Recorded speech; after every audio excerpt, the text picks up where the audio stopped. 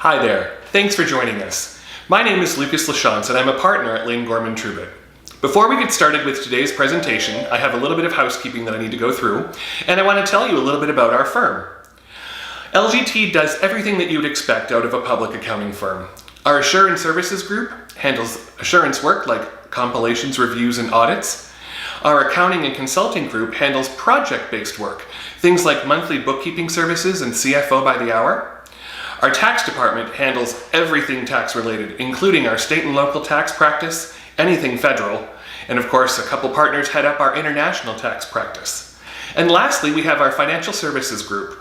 They handle long-term financial planning as well as asset management. If you haven't done so already, please be sure to follow us on social media, particularly LinkedIn and Facebook, because all of our events are publicized well in advance and we hope to see you again in the future. For today's presentation, I'm very happy to introduce my friend John Wellington. John is a principal at our firm and oversees our state and local tax practice. He'll be with us today discussing the Texas Legislative Update and the impact on Texans. Thank you for joining me for this presentation. Today I'm going to be speaking and providing a Texas tax update for 2021. That'll involve talking about changes at the comptroller level and some things that they've done, as well as some of the legislation that is being proposed under the current Texas legislative session. So let's just dive right into things. First, you'll see our disclaimer that nothing in this webinar is supposed to be relied on without seeking professional advice, etc. So I encourage you all to read this at your leisure. But for now, I will just kind of move on to our agenda. As I just mentioned, today I'd like to talk about things that will affect all of you with respect to Texas changes to their laws and rules. First, we're going to talk about changes that the comptroller has made, and those are actually probably going to be some of the most significant things that I'm going to talk about today. After that, we're going to talk about the Texas Legislature. And just since due to timing of this webinar, nothing has actually been voted on or voted against. So none of this will be certain. But nonetheless, we'd like to highlight certain bills that we think will likely be adopted or otherwise are of interest to taxpayers. Focus first on the sales tax bills, and then I'll touch on the proposed franchise tax bills, which includes a bill that a lot of you are curious about with respect to the inclusion of PPP loan forgiveness in your total revenue. And then I'll finally just kind of touch upon any other bills that I think are of interest to everybody. Okay, so as I mentioned, one of the biggest things that's happened in the last year, or more specifically in the last few months, relates to something that the comptroller has done in reaction to some court cases. But before I get there, first, I want to talk about there's new nexus rules for Texas, and those have been adopted as a result of the 2018 Wayfair case. Anyone who's listened to me on any of these webinars has probably heard me talk about the webinar case. But nonetheless, I think it's important to just kind of mention it again real quick as background for pretty much everything else that we're going to talk about today. So for a long time, from 1992, there was a Supreme Court case known as the Quill case that established that a state cannot require a business to collect or remit sales tax unless that business had a physical presence in that state. And so that had been the way of the land for a long time, and historically, or until this Wayfair case, state practitioners were always giving advice to taxpayers that, hey, if you don't have a physical presence in a state, you don't have to worry about their sales taxes. Now, that Quill case was technically a sales tax case and did not talk about whether a physical presence was needed for income tax purposes. So even though there's certainty with respect to the sales tax and that you needed this physical presence requirement, for the last, since 1992, a bunch of states have taken other positions and said, hey, Quill is limited to the sales tax arena and not income taxes. And therefore, there are many states out there that require taxpayers to file corporate or partnership income tax returns, even if they don't have a physical presence, if they have enough other significant activity in that state to warrant nexus, at least in that state's opinion. Anyway, you'll see how all this kind of comes into play shortly. So in 2018, there was the Supreme Court case, the Wayfair case, and what that involved was the state of South Dakota was trying to collect sales tax on any businesses that had over $100,000 in sales to South Dakota residents, or businesses that had over 200 transactions with South Dakota residents. Now, you'll notice that neither of those things would require a physical presence from a company to have those things happen. So naturally, taxpayers, and in this case, Wayfair, protested that law when they were audited, and they received an assessment. And of course, they won all their court cases at the lower level because it was quite clear that, hey, there's no physical presence. This constitutional standard under Quill was not met. So this was ultimately appealed all the way up to the Supreme Court. And in fact, this is why that law was passed, deliberately knowing that they would lose all the way up to the Supreme Court, so that the Supreme Court could revisit this issue about physical presence requirement for nexus. And so we wouldn't be talking about this unless, of course, that court decided to remove the physical presence requirement from the sales tax nexus requirements. So after the Wayfair decision, what they did was they said physical presence is not required, but they didn't really adopt a new standard. What they did instead was they looked at South Dakota's law, the one that was, specifically under issue in this case, the $100,000 200 transaction threshold. And the Supreme Court basically said, okay, you know what, this one's good enough. And so even though there's a lot more to the case, but big picture, the state's reaction to that was, okay, we know that the Supreme Court has blessed this $100,000 200 transaction threshold. So we can always use that as a minimum of what we know would be constitutional. Now, so that case was decided in about, I believe, June of 2018. So in the intervening 2.5 years, almost every state has adopted some form of what we call Wayfair nexus or economic nexus. You'll hear all sorts of terms, factor nexus, or, again, Wayfair, how it affects what are known as remote sellers. Those would be sellers who have no physical presence in a state would be remote sellers. And a lot of times, all this also wraps in what they call marketplace facilitators. And those would be things like Amazon or eBay, where people are selling their wares over to this marketplace. And essentially the states are saying, you know what, it's a lot easier just to make this marketplace provider collect or remit sales tax, as opposed to trying to reach all the individual businesses that are performing and trying to sell their wares under that marketplace's platform. All right, so that's a lot of kind of background. So let's kind of get to what all this has to do with anyone here today. So that case was in 2018. Texas, being obviously a large state, what they've decided is and actually it was the legislature a couple of years ago, decided what we're going to do is we're going to adopt a threshold of $500,000 for both sales tax and franchise tax nexus. And so, as I mentioned, this $100,000 threshold, Texas said, no, we need a bigger threshold. And as I mentioned, all states, while this was definitely necessary for sales tax, Texas at least had the option to keep franchise taxes requiring a physical presence, which is something that they had done this whole time. In other words, after this Quill case, I mentioned some cases said you didn't necessarily need a physical presence for a state to be able to require you to pay income or franchise tax. Texas had kept that physical presence standard on its books. So long story short, is the comptroller has finally gotten around to adopting new regulations that reflect this legislation put in place a couple of years ago under the new nexus standard as enacted by these rules and by law. It's this $500,000 threshold for for taxpayers outside of Texas. Just to be clear, that $500,000 threshold, that refers to the prior 12 calendar months. If you are a remote seller, which even if you are a Texas business, you may in fact have legal entities that are not necessarily ones with Texas nexus, because for sales tax purposes, we look at each legal entity separately. So if you are a remote seller selling into Texas, you have the state rate of 6.25%, but generally speaking, all the localities at least have the option to do something different up to 2%, the ultimate 8.25% rate that most people here are probably used to paying in any kind of metropolitan area. Well, what Texas has done is they've said, hey, if you're an out-of-state vendor, you don't need to figure out what jurisdiction all your customers are in with respect to their sales tax rates. You can use this special single-use local tax rate of 1.75%. So in other words, remote sellers will be collecting sales tax or can be collecting sales tax at 8%. So you might even see that on some of your invoices, even if you are, not worried about this affecting you on the sales side. And another old rule that Texas had on the books with respect to franchise tax was that if your only contact with Texas was ownership of a limited partnership interest in a limited partnership or an LLC, then you did not have Texas nexus if that was your only Texas activity.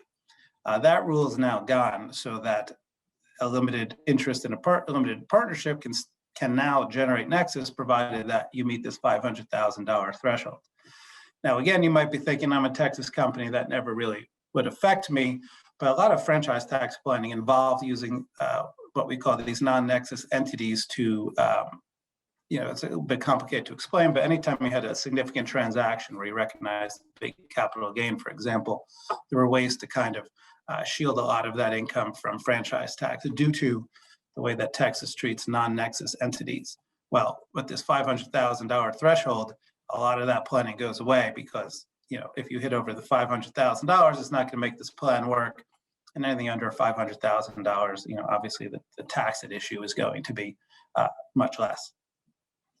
So that was a kind of a long-winded way to say that the comptroller has finally gotten around to adopting the new nexus rules with respect to Wayfair. And while it might not be obvious, that can have some consequences to Texas businesses as well. The most important thing that the comptroller has done is they have recently in January changed some of their apportionment rules. So what does that mean? Well, when you figure out your Texas franchise tax, you kind of start with your federal income. And at some point, and this would apply to any state, you figure out, okay, what percent of my federal income did I earn in this state? And the way you figure out how much was earned in that state is how much of your income was, or revenue in this case, was apportioned to that state. So states have a variety of different ways of treating or determining that apportionment factor. But for Texas purposes, they've just always looked at a taxpayer's sales. So what percent of your sales were in Texas? That's your apportionment factor. Well, when you're selling widgets, that's a fairly easy question. How many widgets did I sell to Texas customers? You would look at where you shipped those widgets to. But when you're talking about providing intangibles or performing services, things are not as clear. There's lots of arguments to be made about where that service revenue should be sourced. Should it be where you perform the service? Should it be where your customer is? Should it be where your customer receives the benefit of that service, etc.? So these are important rules, but Texas has been fairly consistent in the past about the way that they have applied those rules. So Texas uses uses the sales factor, but for services, they've encoded or they've put all their rules with respect to various industries and types of income and how to source them in what's known as Rule 3.591. So under the old Rule 3.591, there was a whole list of industries and how you handle the apportionment for all those various industries. And that holds true for the new version of the rule as well. But what's of most importance here is that when it comes to services in general and services that are not otherwise, specifically addressed in one of these other topics in the rule, then services are considered to be services are performed in Texas and revenue from services are sourced to Texas based on the fair market value of the services rendered in Texas. So that's what the regulation says. And so historically, that's been viewed to mean that taxpayers should look at where they are actually performing service, just like the language says. And so to the extent those services are performed in Texas, again, kind of just stating the obvious that, then the services, that percent of the services should be apportioned, service revenue should be apportioned to Texas. However, under the new rule that the comptroller has adopted, everything I just said is going to change. First, let's talk about why it's going to change. Last year, there was a case that was being heard in the Court of Appeals known as the Sirius XM radio case. And that case had a couple different issues in it. It had some issues related to the cost of goods sold deduction, but for our purposes, we're going to talk about the angle with respect to apportionment. Now, I like to think that most of you listening probably are aware of XM radio and what they do. They are a satellite radio programmer. They provide satellite radio programming, and what they do is they develop content, and then they they produce all that content essentially outside of Texas.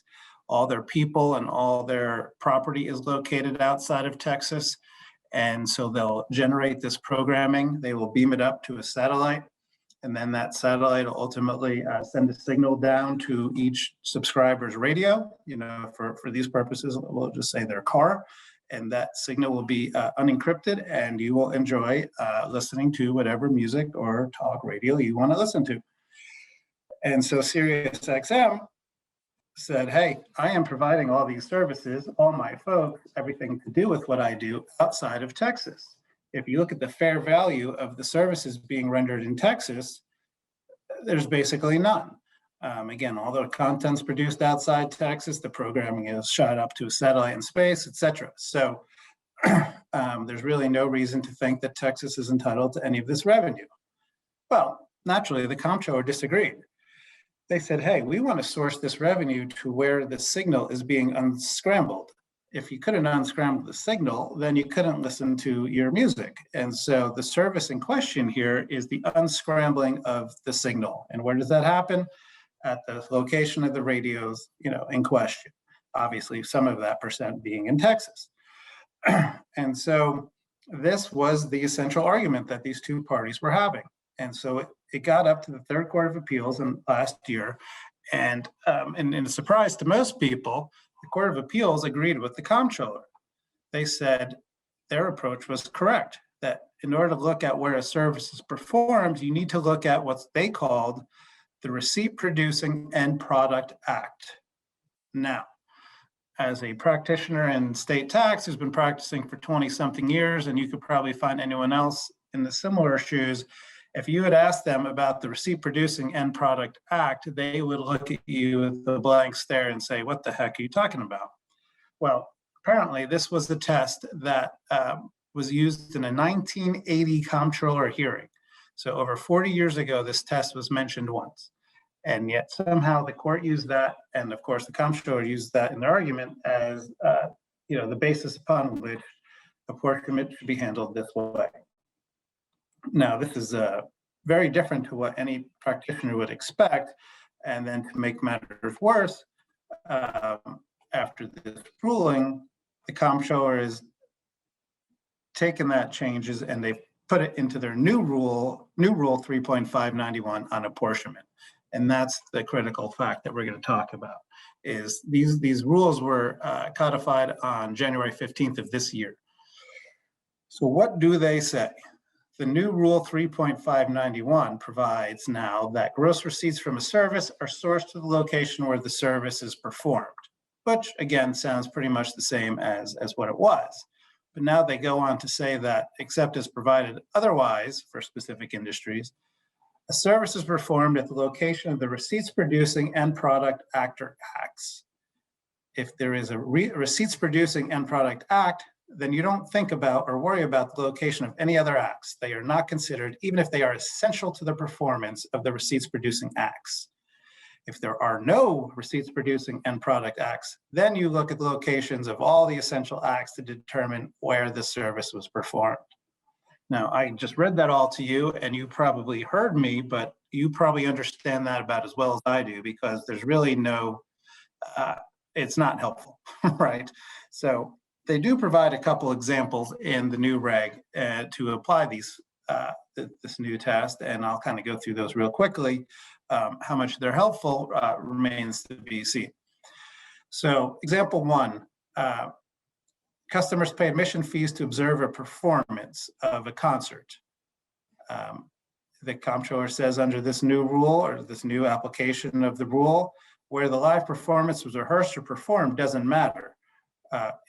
Or where the fee was paid doesn't matter. It just matters where the person observing the performance is located. So if you're accessing a concert on your computer, it matters where you are, even if the band is performing in another state.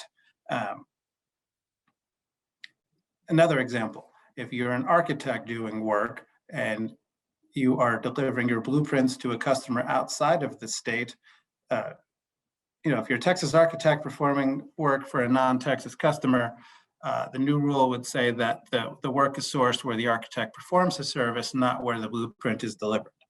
Well, that kind of makes sense and is consistent with the prior rule. So that one's not too difficult to understand, or at least to think of consistently under the old rule and the new rule. Now, the rule goes on to say, if a service is performed both inside and outside Texas for a single charge, that's where we come into determining the fair market value of the services performed in Texas. And when you do so, you can look at things such as the units of service or the hours of work performed, but just the cost of performing a service does not necessarily represent its value. If you do look at costs, you should only look at costs that are directly related to the particular service and not general overhead costs. And then they go on to provide more examples where these services are performed both in state and outside of Texas. Example one, picture a law firm who has offices in both Texas and Louisiana and charges their customers by the hour. That law firm should source their revenue to Texas based on the amount of hours performed in Texas. Okay. Same firm does something for a lump sum fee to present a document, and that work is done in multiple offices. The new rule would say you should base, the Texas receipts from that lump sum contract based on the amount that was billed from the Texas office. And if there is no amount billed directly, that's obvious, then you can look at other measures of the cost of performing those services. Third example involves a Texas landscaper who's doing work both inside and outside Texas for a customer where 80% of, 4 out of 5 offices are in Texas and 1 office is outside of Texas for $50,000. And so under the new rule, they say that that landscaper would source 80% of their revenue from that work to Texas, even if they actually incurred more direct costs to perform the work in Oklahoma due to the expensive travel and things of that nature. So these examples are nice and they may be helpful to certain taxpayers, but by and large, this whole concept is a new one and is going to cause all sorts of confusion. When they talk about the taxpayer should be focused on the Receipts Producing End Product Act, they don't really do a heck of a lot in explaining what the heck that means. And then when they say there is no such act and you're supposed to look at the other essential acts, they don't really say how to weigh those acts against each other or which ones are most important or any other way of kind of using the facts to actually reach a conclusion that, is going to go along with however the comptroller looks at these things. Now, critically, as I've said, this is not supposed to be a change in the law, right? This is supposed to be a change in the rule of how the comptroller is interpreting the law. And actually, the comptroller has gone so far as to say this isn't really a change in what we're doing. This is a clarification. And as such, because this is just sort of an FYI, if you will, this new rule, that means that all of these concepts and thoughts apply retroactively as well, i.e. that they've always been in place and they're just kind of giving you more information about it. So all of a sudden, to the extent that this is a negative result for taxpayers, they have to worry about whether they've been doing things wrong for the past, 4 years of franchise tax returns and whether they are now, vulnerable to an audit on that exposure. And no other guidance has been forthcoming from the comptroller's office, sitting here in April when franchise tax returns are due in a month, maybe 2 months now due to the storms and whatnot. But, it's obviously putting a burden on taxpayers to try to figure out exactly what they're supposed to do with respect to applying these apportionment rules. So the fact that these rules are essentially the opposite of what they were, where you're going from looking at where the cost is to where the benefit is, and that's essentially what they're doing by looking at this final income producing, act.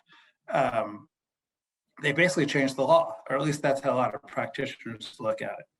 Now, because that's outside of the power of the comptroller, right? It's the Texas Legislature's job to change the law. It's the comptroller's job to adopt rules to help interpret the law. But when the rules do more than interpret and actually go beyond or change the law, then they're invalid. They're not okay. And so there's a lot of real legitimate concern or thought that the comptrollers kind of overstepped their bounds in trying to do this. And we can certainly expect there to be a lot of litigation, but that doesn't necessarily provide a lot of comfort to taxpayers. Now, I've certainly just spent a lot of time talking about this stuff, but I still haven't really made it clear exactly why you would care. So let's kind of look at a couple concrete examples, and you can see how it could dramatically change your Texas franchise tax responsibilities. So picture a service provider who's located in Texas, but they provide all their work for California customers, but they perform all the services here in Texas. Both states just look at your sales to determine what percent of your revenue, of your income, or for Texas purposes, revenue should be sourced to the state. So the Texas rule, this quote is just from the way it was written previously, that if both inside and outside Texas, then you look at the fair value of the services performed in Texas. California has always taken the market approach, where sales from services are in California to the extent that a California purchaser benefited from those services in California. The benefit was in California. So with the example of a Texas taxpayer performing all their services in Texas, all their customers in California, California looks at where their customers are. So they say, okay, 100% of your customers are in California. All your income's getting sourced to California. The Texas perspective, they'd say, okay, you performed all your services in Texas, so 100% of your receipts are Texas receipts. That obviously would have been a very negative result for taxpayers, where you're ending up kind of paying tax on the same income twice, so to speak. Now, under the new rule, that Texas taxpayer is now going to recognize 0% of his receipts as being Texas receipts if they meet this income producing, receipts test, as opposed to, an example of a law firm, right? So you can see how you go from, the maximum amount of franchise tax liability to no liability due to this change in law, to the change in interpretation of the law. So just picture the exact opposite fact pattern, where there's a service provider sitting in California and all their customers are sitting in Texas. In that case, of course, California, since none of the customers in their state, they'd say none of the receipts are in California. Under the old Texas way of looking at where the services were performed, they would have had 0% Texas receipts. And that would have been the perfect scenario for the taxpayer, right? No California receipts, no Texas receipts. Well, that perfect scenario is gone under the new Texas rule, just the opposite of what we talked about before. Now Texas would say, well, 100% of your customers are in Texas, so we're going to treat 100% of your receipts as being Texas receipts. So if you step back and look at those two fact patterns, you see that the rules are much more fair. When you look at a market approach, those rules are much more favorable to an in-state service provider. And that's why a lot of states have taken this approach, because it's for lack of a better word, nicer to in-state taxpayers than it is to out-of-state taxpayers. It just relies on where you get the benefit of the services, not where you're doing the work. So that encourages investment in the state and things of that nature. And of course, it's politically better to impose taxes on non-voting out-of-state businesses or individuals than it is to your own citizens. One other point on this, and I know I've kind of gone on for a bit on this change in apportionment, but as I mentioned, this new rule 3.591 touches on a whole host of specific industries and how they should be handling their apportionment. I'm not going to go through all of them. I'm just going to bring this one up, because this is new, what Texas is calling internet hosting services. Internet hosting services is broadly defined to include real-time or on-demand access to certain computer services, such as data storage and retrieval, video gaming, database search services, streaming, data processing, and marketplace provider services, things like the Amazon Marketplace. Under these rules, the income related to these services, or the revenue, is sourced to the customer location based on where the physical location where the service is consumed. They go on to provide some more details about, how do you figure out that physical location, and the reg goes on to provide a number of examples. I bring all this up because this is all new again, and even looking at the examples, This stuff is a bit complicated and convoluted, and there's no clear answers. And again, just such a big area of the economy and a growing area of the economy that you can imagine this is going to cause, again, all sorts of litigation. All right, so what's going to happen next with all this stuff and all this uncertainty? Well, with respect to the underlying court case itself, that, as I mentioned, was heard and decided at the Third Court of Appeals. They have asked for the Texas Supreme Court to hear this case. The Texas Supreme Court, it's in their discretion whether they choose to hear it or not. My understanding is the Supreme Court asked, the attorneys to clarify or submit something else, which gives people the impression that, they wouldn't be asking for this additional information if they did not plan to take on that case. But sitting here today, that case has not been agreed to be heard by this Texas Supreme Court. But nonetheless, you can imagine there's going to be there's going to be litigation about this matter, and there's going to be a lot of controversy. One of the main areas that taxpayers have to kind of fight this change, besides kind of the obvious argument that, hey, you're kind of, you're exceeding your authority by changing these apportionment rules, is there's this doctrine known as the doctrine of legislative acceptance. So what that basically means is if the legislature passed the law and it was a bit confusing, and then for the next 20 years, everyone interprets this law in a certain way, and again, obviously applying this to the apportionment rules, if 20 years later, the legislature basically adopts that same law or reaffirms it or reenacts it, this happens for a variety of reasons and in fact happened here. If they reenact it without any substantial changes in the language, then this doctrine of legislative acceptance means that, all right, you've kind of followed this same policy for 20 years, and by the legislature not doing anything to upend that previous interpretation by re-adopting that same law, they're kind of adopting the previous interpretation of that law. So that's another kind of basis for which taxpayers are going to be fighting against these changes. So what should you do? Well, as I mentioned, this law is actually favorable to in-state service providers. So to the extent that you are a Texas business, meaning that you have folks in Texas providing services, and you are providing those services to customers both inside and outside Texas, this stuff might actually be to your advantage. You may actually have an ability to reduce your franchise taxes going forward, and perhaps most interestingly, you might have a refund opportunity in the past. So just as there's a risk of exposure for many taxpayers, many other taxpayers may actually have a refund opportunity. If you're in any specific industry that has its own apportionment rules, then I strongly encourage you to also look at the new rules to see if anything has changed.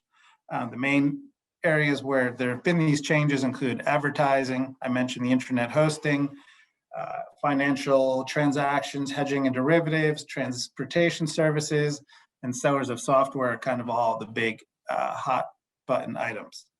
So again, if any of this you think might apply to you, then I encourage you to seek out a tax advisor and see if there's any opportunity or risk for you related to this topic.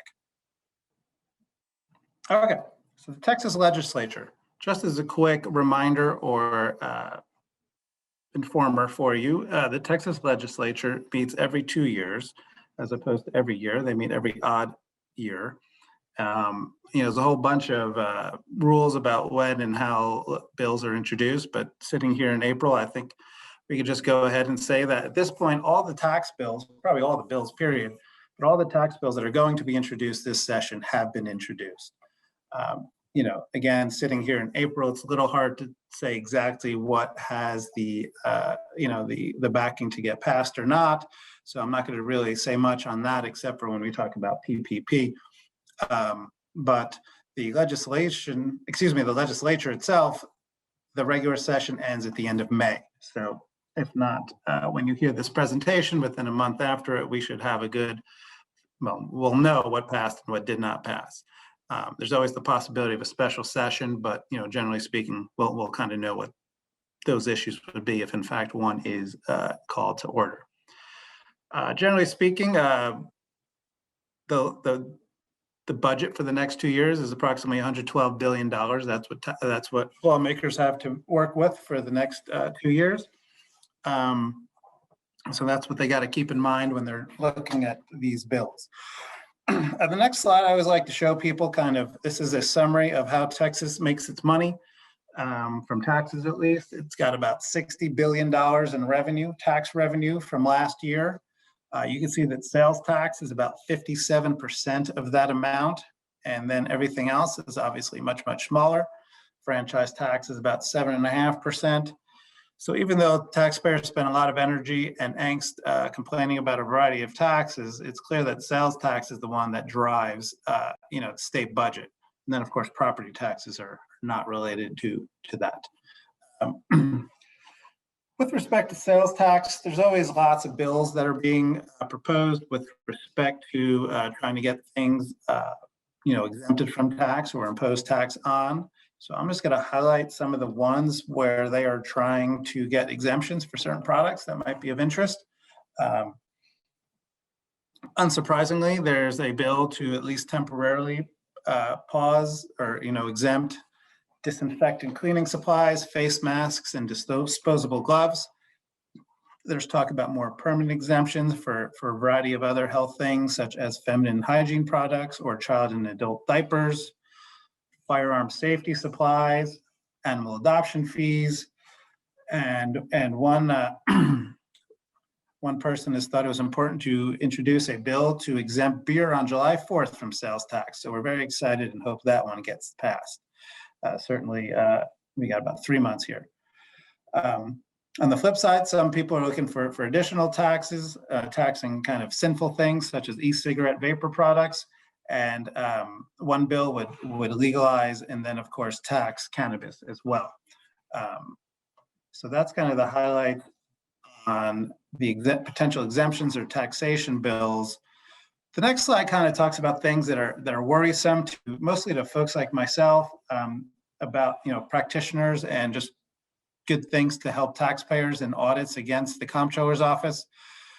There's a bill out there that would require taxpayers to provide all the resale and exemption certificates during the course of an audit, and have all those or no more certificates would be accepted after that audit is kind of over with the field work, what's called an exit conference.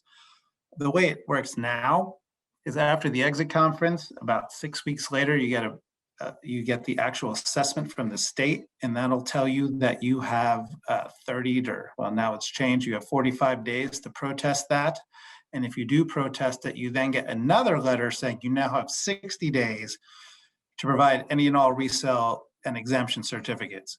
So that's easily could be a good 6 months after an audit ends. But this new bill would require all those certificates to be available to the auditor before the end of the actual field work. Anyone who's actually gone through an audit or anyone who's actually tried to reach out to third parties asking for resale or exemption certificates knows that could be a lengthy, arduous process. It just is. It's not easy. And this would be a very bad result because almost, documentation is king when it comes to sales tax audits. And if you're not able to have enough time to provide your documentation, especially on certificates, very bad consequences could happen to taxpayers. I spent a lot of time talking earlier about the $500,000 threshold for Nexus. There's a bill out there that would reduce that threshold to $100,000. That would just add to the compliance burden for any businesses doing business with Texas. And there's another bill out there. Again, we mentioned there's a 6.25% state tax rate, and then there's up to 2% at the local level that could be added to bring you to a total sales tax rate of 8.25%. There is a bill out there that would loosen the cap on local taxes to 2.5%, meaning that a potential overall sales tax rate for the state, would be 8.5%. That's really it on the sales tax side. On the franchise tax side, there's really not a lot going on except for the PPP loans, which I'll talk about in a second. But the other bills are all kind of small potatoes or typical stuff you see. There's credits for opening a grocery store in a food desert, where there's not local access to fresh or fruit to a market. Credit for offering paid family leave to your employees. Franchise tax exemption for 5 years for veteran-owned businesses. There's always bills to eliminate the franchise tax, to reduce the rates, things like that. Those are all out there. And there's one other interesting one out there that would allow LLCs to be treated as passive entities. Again, this probably is more on the compliance or the practitioner side, but there are certain types of income that are not necessarily, would not necessarily be taxed by the franchise tax if it's earned by a certain type of entity, and that's known as a passive entity. And currently, those passive entities must be limited partnerships, or they can't be LLCs more specifically. And so there's this bill out there to allow LLCs to be passive entities as long as they meet all these other requirements. All right, now let's talk about what most of you are probably most interested in, which is House Bill 1195. There is an identical bill introduced on the Senate side, that's Senate Bill 372. That bill is very short and sweet. It would provide that payroll protection program loan forgiveness is excluded from total revenue, and qualifying expenses paid with PPP loan proceeds may be included in determining your deductions, whether it be compensation or cost of goods sold deduction. So essentially what that would do is just kind of synchronize Texas with the federal treatment and not require you to pay income tax on the forgiveness, not treated as essentially cancellation of debt income, while also allowing you to take the expenses paid with those forgiven proceeds in your deduction. There was a public hearing held on this bill last month. It passed overwhelmingly in the House a couple weeks ago.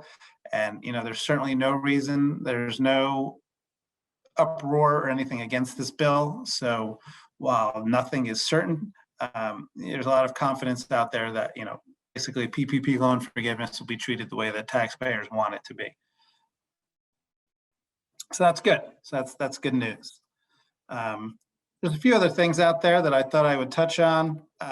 Here's a couple interesting ones. There's a proposal out there to replace the property tax with the value-added tax. It gets a bit more complicated, and it's unlikely to pass, but it's a novel idea. There's various bills out there relating to gambling.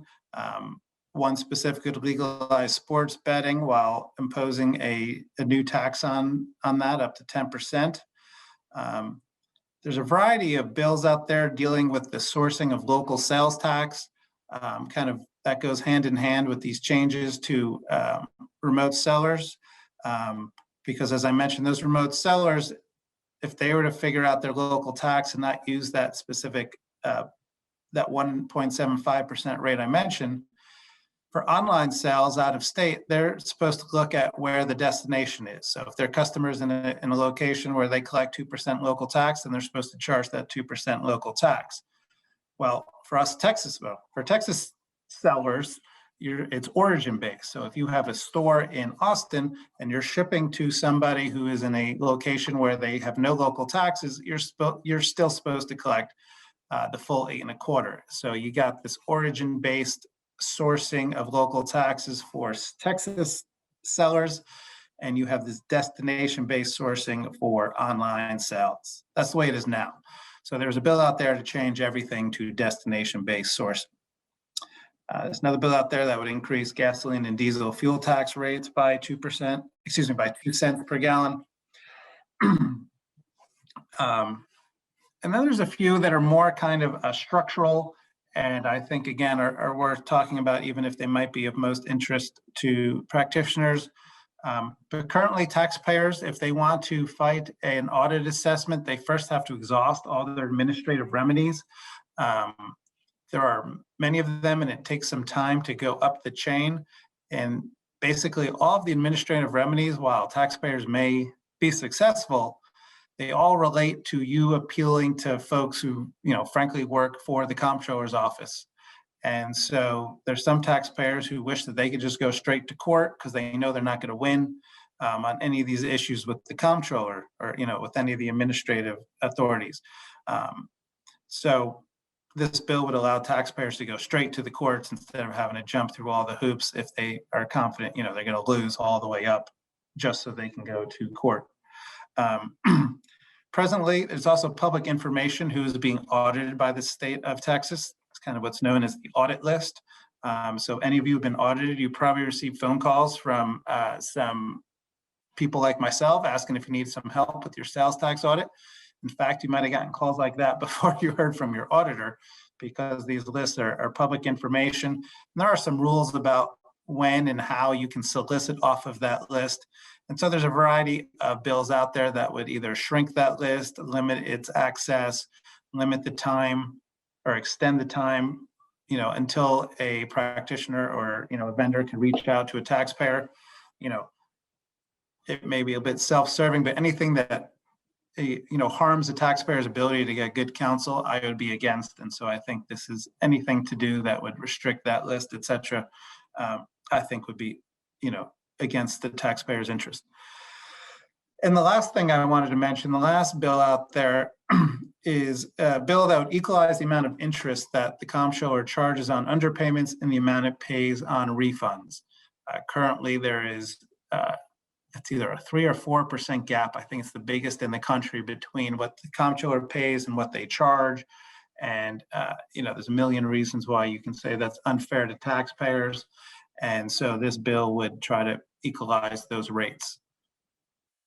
And I think that's it on my end. Again, I know I kind of went through a bunch of stuff, and I think that some of it is probably of more interest to some of you than other parts of it. But if you have any questions about potential exposure or refund opportunities or anything else I spoke about today, please feel free to give me a call, and I'd be happy to try to answer your questions. Thank you.